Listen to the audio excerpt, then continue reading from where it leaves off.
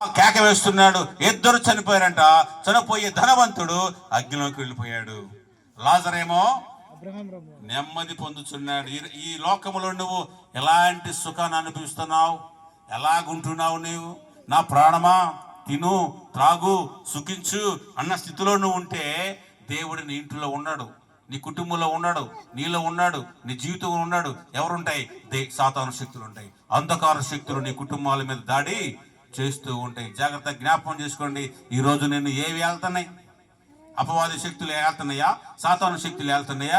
నీ ఇంటిలో కనుక అపవాది శక్తులు ఉంటే నీ ఇంటిలో సమాధానం ఉండదు, ఆనందం ఉండదు. ఎప్పుడు చూసినా ఏదో ఒకటి చింత, వేదన, బాధన, ఏదో ఒక సమస్య నిన్ను వెంటాడుతూనే. ప్రార్థన చేస్తాం, విడుదల ఉండదు.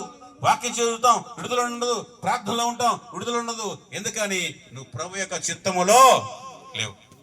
కాబట్టి రాత్రికాల సమయంలో జ్ఞాపకం చేసుకో సహోదరి సహోదరుడా, ధనవంతుడు అగ్నిలో ఉండి కేక వేస్తున్నాడు, లాజరేమో నెమ్మది పొందుతున్నాడు. ఎందుకని?